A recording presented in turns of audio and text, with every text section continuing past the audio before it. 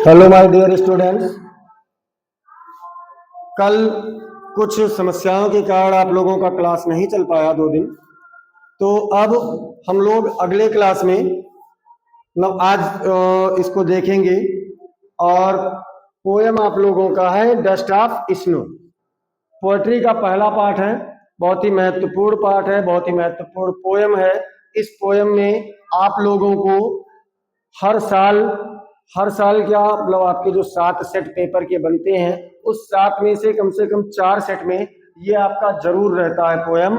या तो इसका सेंट्रल आइडिया रहता है या फिर आप लोगों से स्टेंजा दे करके संबंधित प्रश्न पूछे जाते हैं बहुविकल्पीय टाइप में।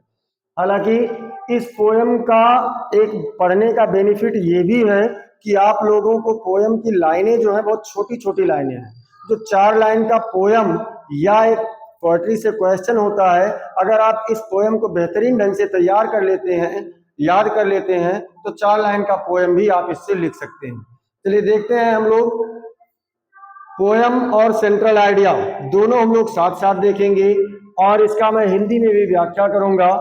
आसान से आसान शब्दों में आप लोगों को प्रदान करने का प्रयास किया गया है। अगर आपको कोई भी इसमें प्रॉब्लम है, कहीं कोई समस्या है, कोई दिक्कत है, तो एक बार आप लोग इसे जरूर कमेंट में हमें बताना। चलिए देखते हैं हम लोग बिना कोई टाइम वेस्ट किए हुए, क्योंकि आप लोगों का बोर्ड परीक्षा करीब में है, समय नजदीक में है, इसलिए ज्यादा समय ना लेते हुए सीधे हम लोग क्लास को शुरुआत करते हैं। तो पहले हम लोग पोयम को देखेंगे। पोयम क्या है? पोयम का नाम क्या है? Dust of snow. पोयम का नाम क्या है? Dust of snow. पोयम का नाम क्या है? तो पोयम का नाम है डस्ट ऑफ स्नो। ठीक है। डस्ट ऑफ स्नो मतलब डस्ट मीन्स क्या होता है? डस्ट मीन्स कण होता है। यानी अगर हम इसका हिंदी देखें तो होता है बर्फ के कण। बर्फ के कण। पोएट कौन है? रॉबर्ट फ्रॉस्ट हैं। रॉबर्ट फ्रॉस्ट बेटा जो पोएट हैं, पोएट थे, ये बहुत ही अच्छे पोएट थे, प्रकृति प्रेमी पोएट थे।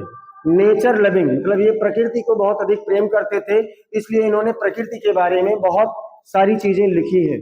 बहुत सारे पोयम इन्होंने लिखे हैं जो कि प्रकृति के बारे में है। देखते हैं द वे ए क्रो। देखिए इस पोयम में हम लोगों को क्या बताया गया है? इस पोयम में हम लोगों को बताया गया है कि एक व्यक्ति होता है, मतलब पोएट होते हैं, बहुत ज्यादा उदास होते हैं। एक दिन होता क्या है कि ये उदासी में जा रहे होते हैं तो एक धतूरा का पेड़, धतूरा समझते हैं ना, जो हम लोगों के यहाँ पाया जाता है और विशेष करके शंकर भगवान को चढ़ाया जाता है। हालांकि इधर ठंडी में लोग अपने जानवरों को भी खिलाते हैं। तो धतूरे के पेड़ के नीचे वो खड़े होते हैं और ऊपर से एक कौवा आता है, उस पेड़ पर बैठता है तो पेड़ हिल उठता है और उस पर से कुछ बर्फ के टुकड़े इस पोएट के ऊपर आ जाते हैं, जिससे ये प्रसन्न हो जाता है। तो इस पोयम में हम लोगों को बताया गया है कि किस प्रकार से एक छोटी सी छोटी चीज भी मनुष्य के मनोभाव को बदल सकती है अगर वो उसे थोड़ा सा ध्यान दे तो। द वे ए क्रो मतलब रास्ते में एक कौवा। Soup down on me. Soup down मतलब झकझोरा, नीचे गिराया, झकझोर कर या हिला करके नीचे गिराया, ऑन मी मेरे ऊपर। रास्ते में एक कौवे ने मेरे ऊपर कुछ चीजें झकझोर करके नीचे गिराई। क्या गिराया भैया? द डस्ट ऑफ स्नो, बर्फ के कण। मेरे ऊपर उसने कौवे ने क्या गिराया? तो रास्ते में एक कौवे ने मेरे ऊपर हिला करके एक थोड़े से बर्फ के कण गिराए। फ्रॉम ये हेमलॉक ट्री। कहाँ से हिलाया, कहाँ से गिराया? तो एक हेमलॉक मतलब एक धतूरे के पेड़ से उसने हिलाया, झकझोरा, गिराया और मेरे ऊपर। देखिए कितना आसान पोयम है। 4 लाइन आपका हो गया। 4 लाइन हो गया मतलब 3 नंबर आपको दे सकता है अगर आप इसे याद कर लें। क्या कह रहे हैं कि रास्ते में एक कौवे ने मेरे ऊपर धतूरे के पेड़ से हिला करके बर्फ के कण गिराए। अब क्या होता है? हैज गिवन माई हार्ट, ने मेरे हृदय को दिया है। ने क्या किया? मेरे हृदय को दिया है। ए चेंज ऑफ मूड। मूड मतलब होता है भाव। आप लोग कहते हैं मूड मत खराब करो। मूड मतलब हंसी होते हैं, प्रसन्न होते हैं, कोई कुछ बोल देता है जिससे क्रोध आने लगता है तो क्या कहते हैं? कहते हैं मूड हमारा ना खराब करो, नहीं तो पीट जाबो। ठीक है, तो वही चीज यहाँ पर है। कि ए चेंज ऑफ मूड, मतलब उसने क्या किया कि मेरे हृदय को भावों का, मेरे मन में भावों को परिवर्तित कर दिया है। एंड सेव्ड सम पार्ट, और कुछ हिस्से को बचाया लिया है। एंड सेव्ड सम पार्ट, और कुछ हिस्से को बचा लिया। ऑफ ये डे, एक दिन के, आई हैड रूड, जिसे मैं बहुत ही अप्रसन्न था, बहुत ही दुखी था, ऐसे मेरे दिन के एक हिस्से को बचा लिया है। देखिए बेटा, आप लोगों के उसमें सिलेबस में 4 लाइन का कविता है, लेकिन 4 लाइन की 2 कविताएं याद कर लेना, क्योंकि सीधे कहता है कि क्वेश्चन पेपर से कॉपी मत कीजिए। और क्वेश्चन पेपर से जब कॉपी करने से रोक रहा है, मतलब मान लीजिए आप यही 4 तैयार करके गए हैं और यही 4 दे दिया, तो आप क्या करेंगे? तो इसलिए आप 4 नहीं 8 तैयार कर लीजिए। अगर ये 4 बोर्ड परीक्षा में दे दिया है तो आप इस 4 को लिख देना, ये 4 दे दिया है तो इस 4 को लिख देना, मतलब जो भी आपको पेपर में मिले उस हिसाब से आप चूज कर लेना। तो पोएम समझ में आया। अब हम लोग देखते हैं इसका सेंट्रल आइडिया। अब हम लोग इसका सेंट्रल आइडिया देखते हैं। द स्टाफ स्नो का सेंट्रल आइडिया भी हमने बहुत कम शब्दों में लेने का प्रयास किया है और बहुत ही आसान शब्दों में लेने का प्रयास किया है। चलिए देखते हैं क्या है सेंट्रल आइडिया का मतलब क्या होता है। सबसे पहले तो हम लोग यही देख लें कि सेंट्रल आइडिया का मतलब क्या होता है। सेंट्रल आइडिया का मतलब होता है